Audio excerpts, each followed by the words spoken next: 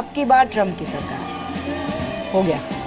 हो गया बहुत अप्रत्याशित, बहुत अनएक्सपेक्टेड एंड बिग अपसेट।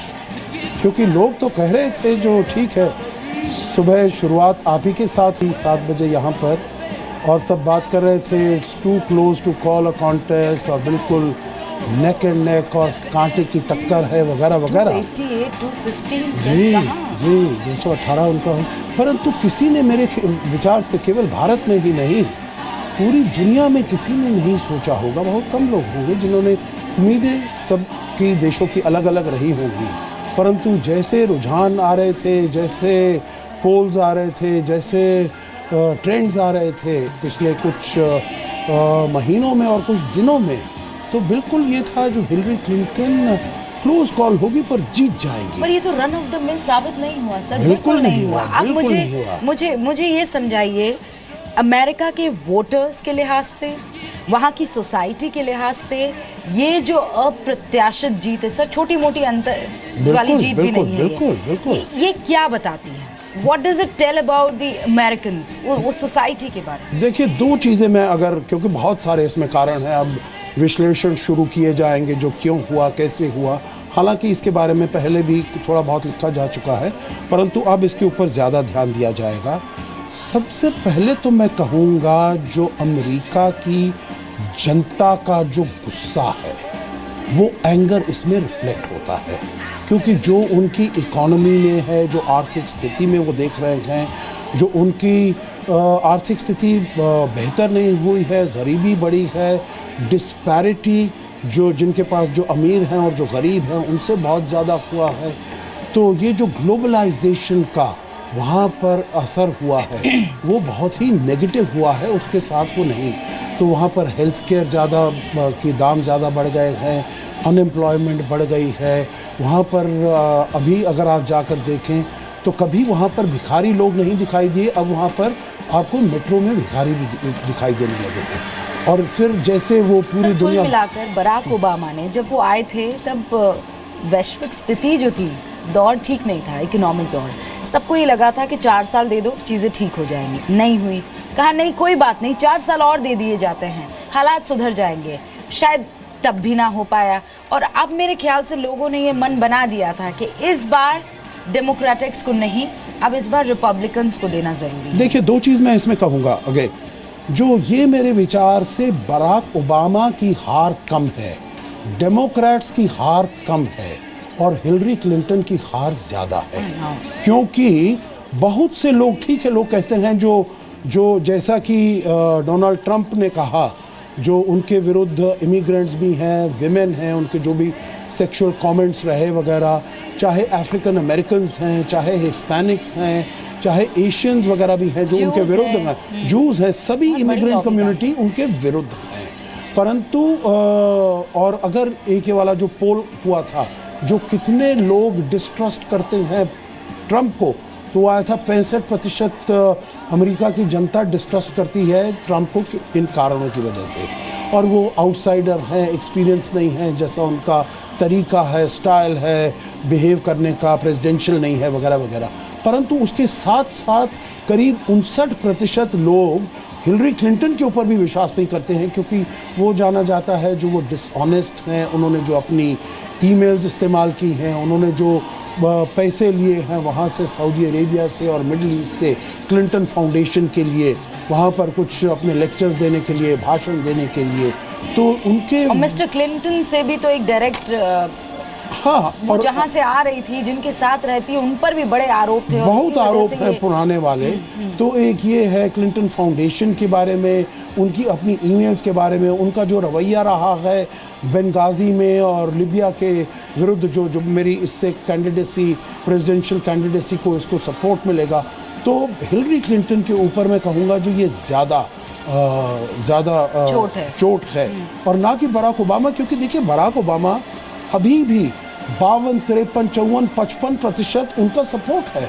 तो इसीलिए जो जनता है, अमेरिका की जनता है, वो बराक ओबामा को अच्छी नज़रों से देखती है। ऐसा नहीं है जो वो डेमोक्रेटिक के विरुद्ध हैं या बराक ओबामा के विरुद्ध हैं, परंतु ये हिलरी क्लिंटन के और जो उनकी पॉलिसीज़ हैं और कहीं ना कहीं ये देखा जाएगा जो ये ईमेल का जो किस्सा हुआ है और जो किस्से हुए हैं, जो उनका डिस्ट्रस्ट लेवल है, जो वो डिसऑनेस्ट हैं, वो अलग इसमें ना कितना रोल प्ले करता है। तो एक चीज़ ये, और दूसरी चीज़ अगर मैं ये कहूँगा तो वो है जो वहाँ की जनता इस्लामिक टेरर से, जो आतंकवाद यहाँ पर पूरी दुनिया में हो रहा है जिससे कि अमेरिका भी बचा हुआ नहीं है, उससे भी जो उन्होंने कहा है, ठीक है बहुत सारा उनका तबका इसके विरुद्ध भी उनके हुआ है, परंतु कुछ लोग ये भी सोचते हैं जो अगर आएंगे तो ये आतंकवाद के विरुद्ध कुछ शायद ठोस कदम उठा पाएं, जिसकी हमको बहुत ज़रूरत है, जिसकी दुनिया को ज़रूरत है। मतलब अब तक अमेरिका जो अपने आप को बिग डैडी के रूप में रखता था सामने, उसमें ये था कि अब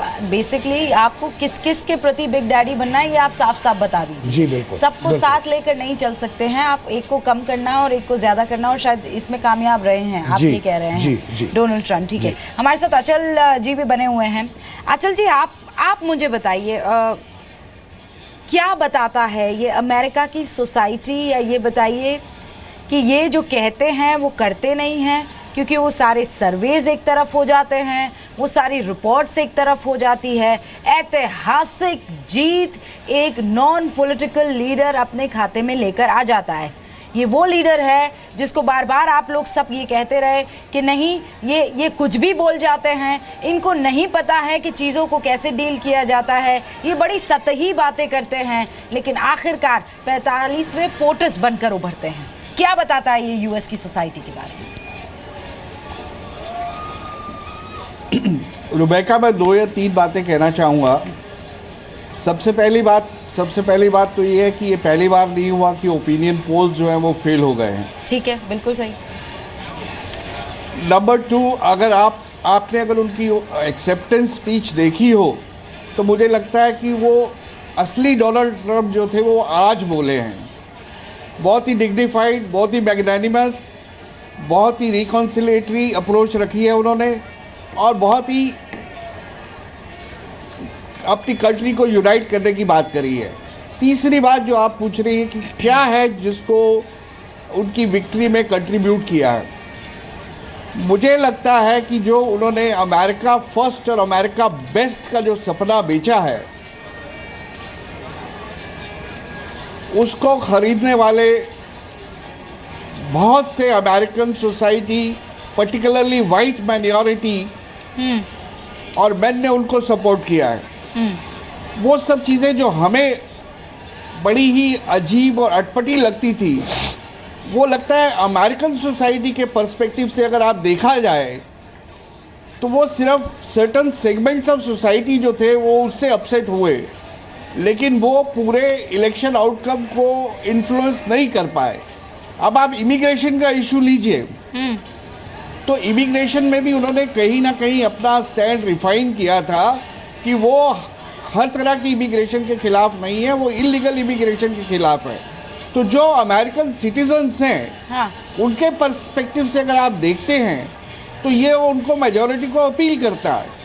उन्होंने जॉब आउटसोर्सिंग के बारे में बात करी, ये अमेरिकन मेन स्ट्रीम को अपील करता है। अगर उन्होंने ये कहा कि हम अमेरिका फर्स्ट, अमेरिका के इंटरेस्ट देखेंगे और अपनी ग्लोबल इंगेजमेंट या ग्लोबल इंटरवेंशन को बाद में देखेंगे, तो ये वहाँ की जनता को अपील करता है। एकदम नब्ज पकड़ी है अचल साहब आपने, बिल्कुल सही। कुल मिलाकर आपने इसे सुपर पावर का तमगा दे दिया था। आपने ये बताया कि ये सुपर पावर सबको डरा कर रखता है, लेकिन उसके अंदर ही कहीं ना कहीं परेशानियां थी और उसको कोई भी नहीं देख रहा था। वो चिराग तले अंधेरे वाली कहावत जो है वो कहीं ना कहीं अमेरिका पर सूट हो रही थी। लेकिन डोनाल्ड ट्रंप वो आदमी है जिसने ये कहा कि मैं तुम्हें पुराना अमेरिका वापस ला दूंगा, और शायद यही वजह है कि लोगों ने बिलीव किया। एक छोटे से ब्रेक के लिए अचल जी, एक छोटे से ब्रेक के लिए रुक रहे हैं, उसके बाद जब लौटेंगे तब, क्योंकि आप दोनों ही फॉर्मल डिप्लोमेट हैं और अक्सर जब भी आप लोगों से चर्चा होती है तो आप ये कहते हैं कि देखिए कुर्सियां बदल जाती है, कुर्सी पर बैठने वाले बदल जाते हैं, लेकिन फॉरेन पॉलिसी इतनी जल्दी नहीं बदलती है।